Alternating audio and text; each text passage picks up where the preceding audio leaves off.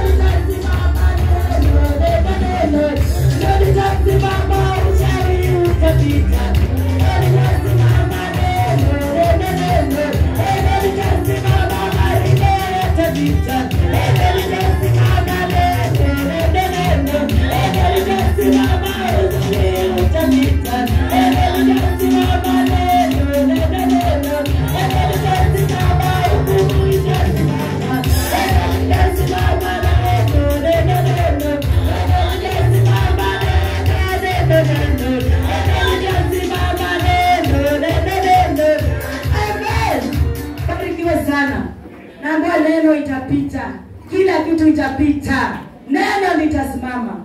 Bwana Yesu asifiwe. Haya makofi. Karibu sana.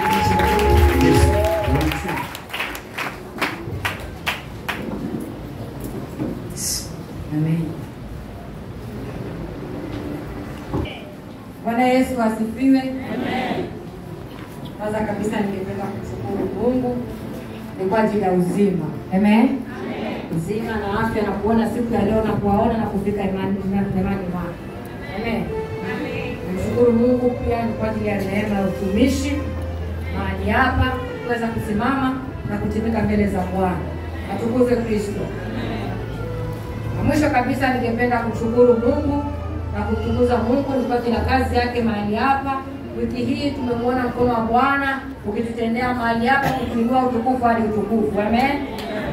Wakati baba yetu anainuliwa na sisi pia tunainuliwa. Kwa hivyo tunakuwa watu wa kushukuru Mungu na kusema ni asante. Na pia kwa baba yetu tunasema hongera sana our Bishop Reverend John Chiro Voka. Hallelujah! Hongera sana baba. Amen. Wakati mafuta inatiririka jinsi ilivyokuwa inatiririka katika mandevu ya Haruni, ilitiririka hadi kwa watoto wake. Haleluya! Haleluya! Wakati baba anatiwa mafuta na pia sisi tunapata tone kwa kunyenyekea na kushuka chini. Bwana Yesu asifiwe.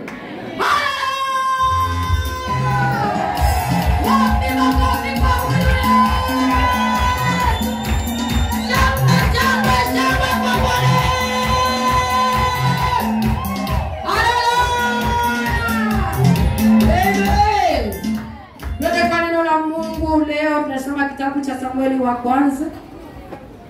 Mstari wa kwanza, mlango wa kwanza, kuanzia mstari wa kwanza hadi 11.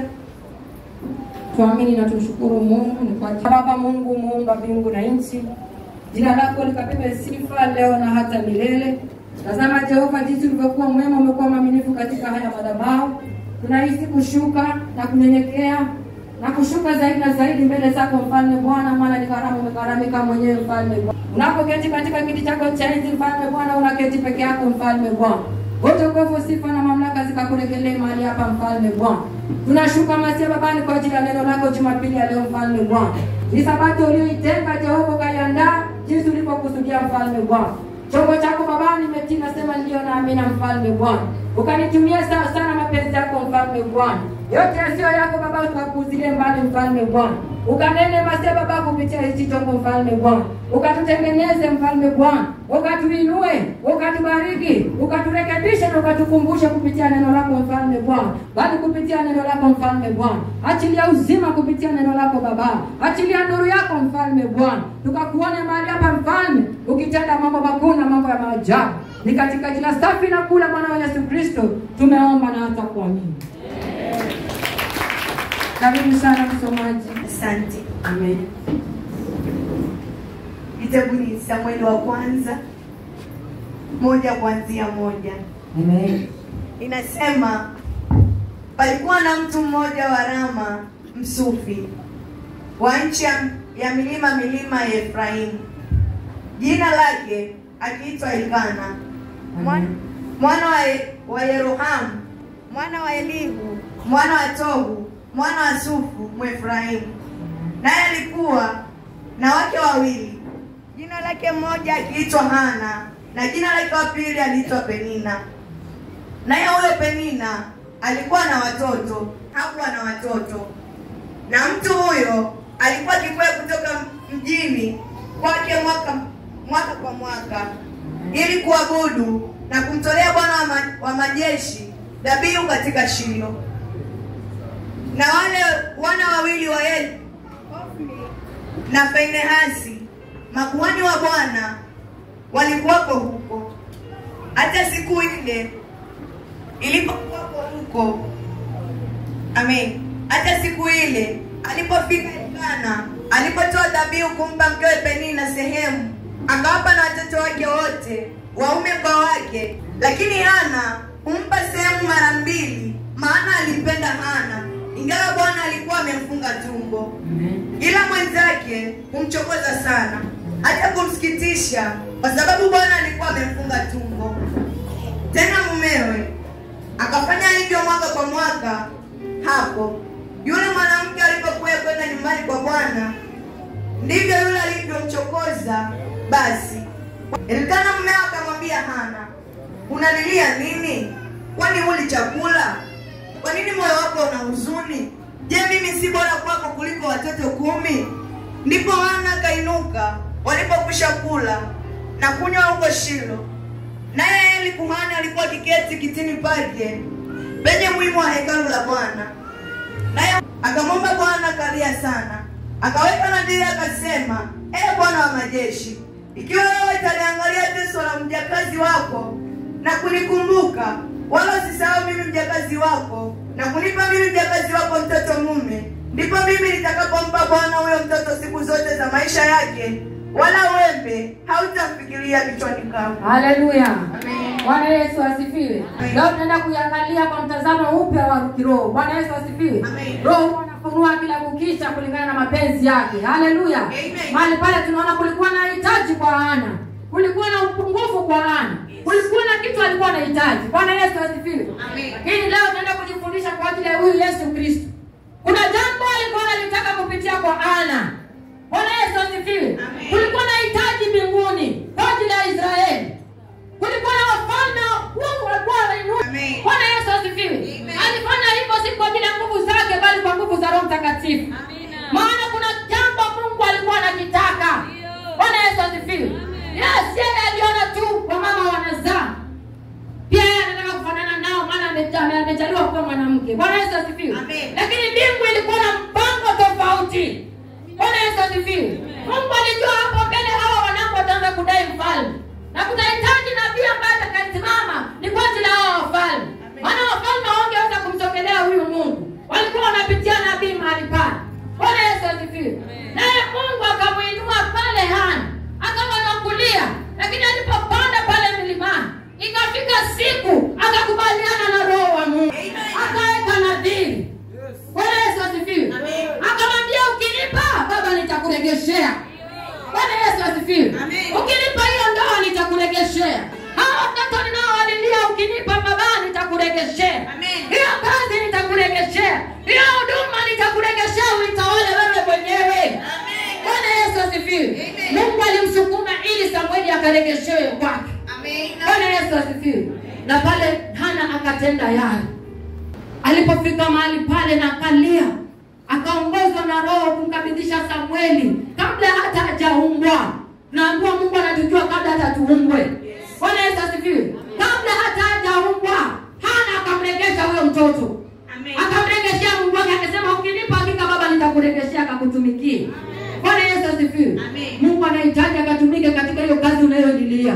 Hiyo usafiri unayolilia Mungu anataka akadirike. Nataka akaonekane. Kwa ajili ya watoto unaolilia, kwa ajili ya hiyo mama unayolilia, Mungu anataka akasimame mwenyewe. Akasema hakika, nikukasema hakika ni Mungu ametenda. Bwana Yesu asifiwe. Wakati Ibrahimu alikuwa hana mtoto mahali pale, ikawa ni hivyo hivyo kwa Isaka. Na wakati Mungu tayari alikuwa shanena kwa Ibrahimu. Kwamba mtajaa. Bwana Yesu asifiwe. Kwa nini? Mungu alitaka arejeshewe Yakobo na Isaka. Bwana Yesu asifiwe. Ilibidi Isaka akashuke chini kwa niaba ya Rebeka. Akamlilia Bwana. Bwana Yesu asifiwe. Na akamwita Mungu. Mungu akafungua tumbo ya Rebeka. Ili kajulikane kwamba huyu mtoto hajakuja katika njia za kimwili. Bwana Yesu asifiwe. Huyu ni mtoto wa agano. Watoto wa Mungu, kuna kitu Mungu anahitaji kutoka kwako. Amekusukuma kule ulipokuwa. Amekufinyilia mahali ameruhusu hiyo finyilio. Bwana Yesu asifiwe. Tuiangalie kwa mtazamo tofauti. Ameiruhusu yeye mwenyewe. Maana Ayubu alipokuwa akipitia mitihani Mungu aliruhusu. Kwa hivyo ile jaribu lako Mungu ameruhusu. Anataka kukusukuma. Anataka kukusukuma ukaelekezwe na Roho ukamkabidhisha lile jambo. Amen. Si kwa ajili ya kujisifu kwamba leo nimeolewa. Nimepata ndoa. Nimepata watoto. Nimepata kazi. La hasha. Israeli alipochaguliwa alichaguliwa ili Mungu akajidhihirishe. Mungu akajulikane kwamba kunaye Mungu. Hiyo ndoa Mungu anataka akajulikane kwamba hakika anaweza kuinua ndoa takatifu. Kujulikana kwamba anaweza kuinua watoto watakatifu. Kama kazini unaweza kuwa mwaminifu mahali pale. Kwa biashara unamtukuza Mungu na kumheshimisha Mungu mahali pale. Amen. Bwana Yesu asifiwe. Anataka kiu yake ikazidi sana ndani yako. Bwana Yesu asifiwe. Ili ukamkabidhisha si kwa ajili ya tamaa za dunia, bali ni kwa ajili ya utukufu wake Kristo. Chochote alichokiumba Bwana ni kwa utukufu wake Kristo. Hakusaidiwa na mtu yeyote kuumba, aliumba mwenyewe. Alikipa kibali yeye mwenyewe. Amen. Hosea 4:6 inasema watoto wangu wanapotea. Mungu hata tukataa, anatuita sote watoto wake. Bwana Yesu asifiwe. Lakini katika kutuita sisi sote watoto wake anasema tunaangamia. Anasema watoto wangu wanaangamia kwa maana wamekosa ufahamu, kwa maana wamekosa maarifa. Bwana Yesu asifiwe. Hawezi kuingilia katika hiyo ndoa kama una ufahamu wa kuhifadhi hiyo ndoa. Hawezi ingilia katika hiyo biashara kama una ufahamu na maarifa ya kuimarisha hiyo biashara. Amen. Hawa watoto kazi. Bwana Yesu asifiwe. Anasema hakika atatuita sisi watoto wake. Lakini katika kuwa watoto wake kunako maangamizi, haja tukataa. Lakini anasema hivyo hivyo. Unaitwa mtoto wa Mungu, lakini kuna maangamizi usipokuwa na Yesu asifiwe. Chochote unachokililia, unachokitazamia kutoka kwa Bwana, Mungu anataka upate maarifa na wao watoto. Mungu anataka upate ufahamu wa kuimarisha hiyo jambo. Amen. Bwana Yesu asifiwe. Tukadumu katika neno, tukadumu katika mafundisho. Amen. Wengi sema tuko mahali hapa, lakini wewe unasema unatafuta kazi. Bwana Yesu asifiwe. Njoo utafute kazi katika hema la Bwana. Haleluya. Njoo utafute kazi katika hema la Bwana. Amen. Naye Mungu atakufungulia njia zako. Bwana Yesu asifiwe. Unalia huku na huku, kitanga huku nje. Unakaa vikao unakuja Jumapili. Bwana Yesu asifiwe. Wewe uliyepata nafasi, tafuta maarifa, tafuta ufahamu wa Bwana. Dumu katika neno la Mungu. Bwana Yesu asifiwe. Tunaweza kuwa tumefika mahali hapa, sote tuko katika uwepo wa Roho wa Bwana. Haleluya. Tumefika katika mlima takatifu wa Bwana. Lakini tumefika mioyo zetu zimeandaliwa sawa. Zipo tayari kupokea ama unaangalia jirani yako? Ama mawazo yako yako mahali tofauti? Tunaweza kuwa sote tuko katika uwepo wa Bwana, lakini tusikapokea yale Mungu amekuandalia siku ya leo. Mungu imekaramika kukutoa kule amekutoa na amekufikisha mahali hapa. Amen. Bwana Yesu asifiwe. Basi ni moyo wako. Amen. Tukienda katika maombi, tukienda katika sifa. Zama mpendwa. Amen. Zama mpendwa.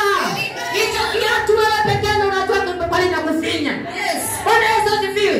Utakapotoka mahali hapa leo masaibu ni wewe pekee unayajua. Ndio. Bwana Yesu asifiwe.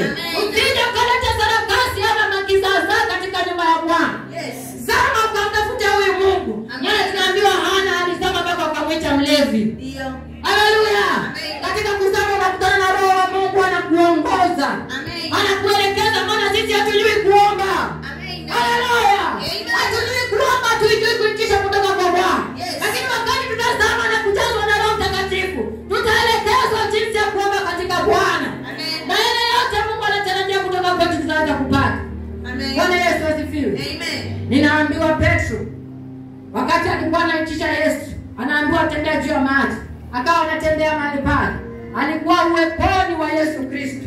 Alikuwa hapo na Yesu alikuwa hapo, lakini yeye alikuwa anazama. Bwana Yesu asifiwe. Yesu akiwa hapo na yeye hapo, lakini alikuwa anazama. Yes. Kwa sababu mawazo yake alienda tofauti. Bwana Yesu asifiwe. Na akapiga moyo konde akaitana. Bwana Yesu asifiwe. Amen. Mungu anaachilia kibali mahali hapo umefika katika hema lake. Mtoto wa Mungu itana. Itana. Itana usije ukazama. Haleluya. Haleluya. Itana mtoto wa Mungu. Mungu amekupa kibali kufika hemani mwako. Roho wake anashuka mahali hapo. Kunena na wewe. Weka moyo wako karibu na Baba yako aliyekuumba. Amen. Ukapokee yale uliyoyakusudia yote. Ukamuone Mungu. Bwana Yesu asifiwe. Amen. Anasema popote wawili watatu wamekusanyika kwa ajili yake, yeye yuko mahali hapo. Yes. Yuko mahali hapo.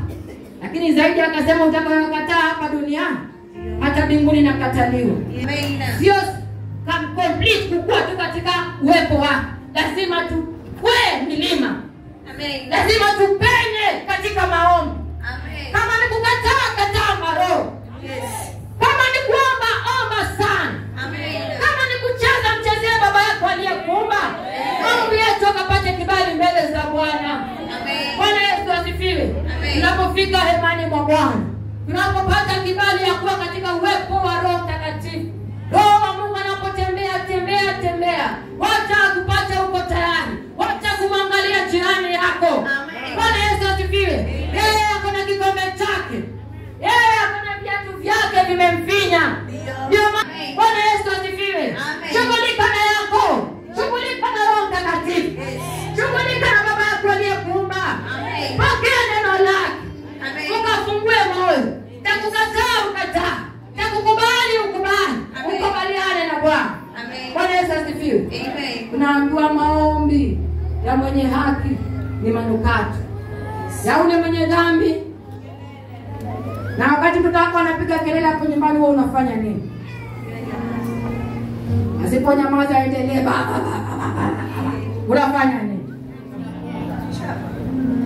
Ejibu mwenyewe. Haleluya. Amen. Acha dhambi umuone Bwana. Amen. Acha dhambi umuone Bwana. Acha umbea, acha vikao. Wakati umetoka katika umbea, ushirikina, uzinzi, usherati na mambo kama hayo, unapoinua sauti yako kwa Bwana, hakika ni chukizo. Amen. Na wakati Mungu anachukizwa na yeye anaachilia pigo, unasema nini? Nimeomba na sifanikiwi. Bwana Yesu asifiwe. Na mlimani na kutoa sadaka mahali pale na kumlilia Mungu. Mpaka mwisho alikana kwa hakika mama sasa amechizika. Bwana Yesu asifiwe. Tufikie kiwango cha Hana. Haleluya. Ile ukiwa unayoiona mahali pale Mungu ana mawazo tofauti kabisa. Wewe unaona njaa ya mkate. Bwana Yesu asifiwe. Mungu anaona utukufu wake ukidhihirika katika hiyo nyumba yako. Haleluya. Haleluya. Acha dhambi, mtoto wa Bwana umuone Mungu. Tusikae vikao na kuja katika hiyo dini. Kuna siku mama maombi aling'ang'ana sana, akitufundisha akisema hii ndio unapiga nao umbea. Hii ndio unakuja kuomba mbele za Bwana. Bwana Yesu asifiwe. Hii. Anajaribu kushika ulimi na anajaribu kuongea. Bwana Yesu asifiwe. Ili mradi tu wakati tunakaa katika fitina na kuongeza mambo tatu ya chui, tunayazungumzia. Hiyo nafasi mpendwa, soma Biblia. Hiyo nafasi mpendwa, fika katika hema la Bwana. Hiyo nafasi mpendwa, imba tezi mahali uliko. Achilia sifa mahali uliko. Hakuna haja kikao, maana hao wote atawajua wanapokwenda. Vipofu na vipofu wote wamekaa wanasemezana kuhusu mwingine. Wanaongea madhanio, wanaofikiria na kuyawaza katika akili zao. Mambo ya utasa, mambo ya utupu, mambo ya mauti, maana haizai chochote. Bwana Yesu asifiwe. Lazima katika uzinzi, katika usherati, wazee wamejaa tamaa, hawaoni wakipita wasichana wa kike. Bwana Yesu asifiwe. Amen. Haleluya.